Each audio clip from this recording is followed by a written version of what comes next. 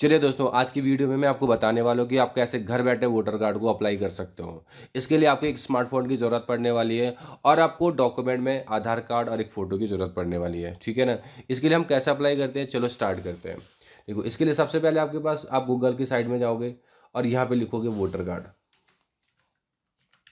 ठीक है? Voter ID जैसे क्लिक करोगे यहाँ पे फर्स्ट वाले लिंक पे क्लिक कर देना और यहाँ पे क्लिक कर देना। ठीक है ना? इसके लिए सबसे पहले आपके पास यूज़र आईडी और पासवर्ड होना चाहिए। अगर आपके पास यूज़र आईडी पासवर्ड नहीं है तो खुद भी आप साइन इन कर सकते हो। ठीक है ना? मेरा ऑलरेडी रजिस्ट्रेशन हो रखा है, मैं पहले अप्लाई कर देता हूँ। ठीक है? दूसरी वीडियो में मैं आपको बताऊँगा कि कैसे यूज़र आईडी और पासवर्ड आप क्रिएट कर सकते हो। जैसे यहाँ पे क्लिक करोगे, देखो ऑलरेडी मेरा यहाँ पे लॉगिन हो रखा है। ठीक है ना? मैं क्लिक करता हूँ फिल फॉर्म। जैसे मैंने यहाँ पे अप्लाई करा, अब ये आपसे डिटेल पूछेगा। मैंने आपको बता दिया कि 2 डॉक्यूमेंट की आपको ज़रूरत पड़ने वाली है। एक है आधार कार्ड और एक है आपका फ़ोटो, ठीक है?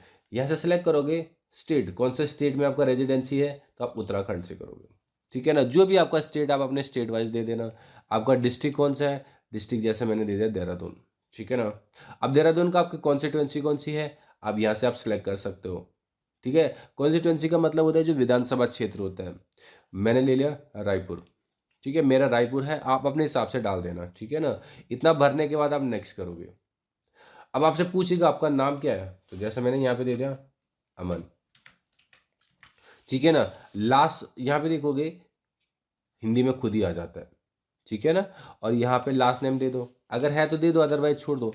मैंने यहाँ से दे दिया कुमार, ठीक है? अब ये आपसे पूछा कि आप अपनी फ़ोटो अपलोड करो, तो मैं जैसे चूज़ पे क्लिक करता हूँ, मैंने डेस्कटॉप में फ़ोटो रखी हुई है, ठीक है ना? और सेव कर दिया। इतना करने के बाद आप नेक्स्ट करोगे। अब इसके बाद आप अपने डिटेल दे दोगे, फादर, मदर, हस्बैंड, वाइफ जो भी आप डिटेल देना चाहते हो उस पे क्लिक करोगे, ठीक है ना? इस पे कर देना। आपका फादर नेम क्या है तो आप यहाँ पे दे दो जैसे आपने कहा, ठीक है ना? जैसे आप यहाँ पे त्रिलोक लिखोगे तो हिंदी में खुद ही आ जाएगा, ठीक है ना? ठीक हो गया? अब आपने नेक्स्ट कर देना। नेक्स्ट करने के बाद आप यहाँ पे मोबाइल नंबर आप अपना दे सकते हो, ठीक है ना? यहाँ पे आपने सेल्फ कर देना मोबाइल नंबर। आप अपना मोबाइल नंबर यहाँ पे मेंशन कर देना। देखो लास्ट में इस पे ओटीपी आएगा, ठीक है ना? मैं अभी कुछ भी दे देता हूँ, ठीक है? और ईमेल आईडी भी आप दे सकते हो, देना चाहते हो तो दे दो, अदरवाइज आप इसको छोड़ भी सकते हो। और मोबाइल नंबर देना बहुत ज़रूरी है क्योंकि लास्ट में ओटीपी आएगा, जब ओटीपी आएगा तभी आपका सबमिट होगा। नेक्स्ट करोगे, इसके बाद आपने आधार डिटेल दे देना है। अगर आपके पास आधार कार्ड नंबर है तो दे दो, नहीं तो आप छोड़ दो कि आपके पास आधार कार्ड नहीं है, नेक्स्ट कर देना, ठीक है ना?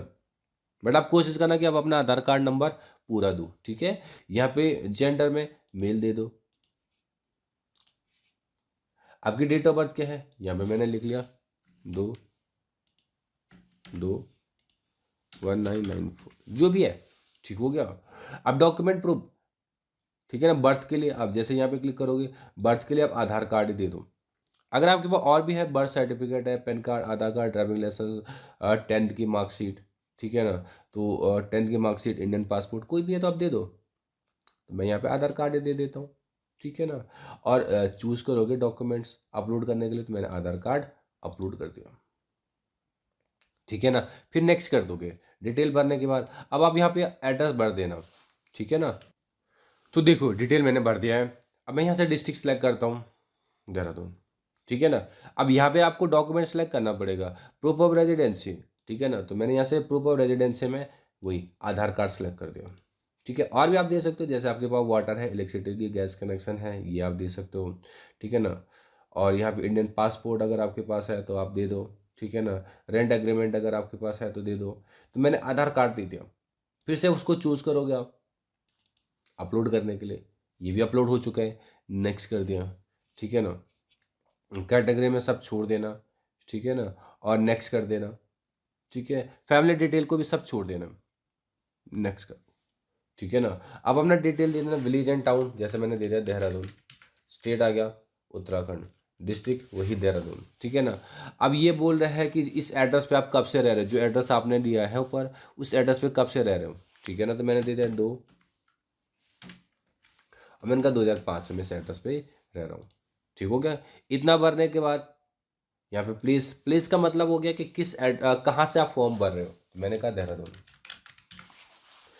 ठीक है क्या, मैंने नेक्स्ट कर दिया। अब जैसे नेक्स्ट करोगे, ये कैप्चा यहाँ पे जैसे फीड कर दोगे आप, तो ये आपसे पूछेगा कि सेंड ओटीपी। जैसे आपने ओटीपी सेंड कर दिया तो आपके मोबाइल पे एक ओटीपी आ जाएगा। अब जैसे ओटीपी आ जाएगा आप उसको वेरीफाई करोगे और लास्ट में आपने सबमिट कर देना। बस इतना काम करने के बाद आपके 10-15 दिन के अंदर आपके पास आपका वोटर कार्ड आ जाएगा। अगर आपके एड्रेस पे नहीं भी आता है तो आप डायरेक्टली डाउनलोड भी कर सकते हो। इसी साइट पे जाओगे और यहाँ पे ऑप्शन आता है डाउनलोड करने का, ठीक है ना। तो दूसरी वीडियो में मैं आपको बताऊंगा कि कैसे आप साइन अप कर सकते हो और कैसे आप आधार कार्ड को डाउनलोड भी कर सकते हो, ठीक है ना। अगर आपको वीडियो पसंद आई तो लाइक कमेंट सब्सक्राइब जरूर करना।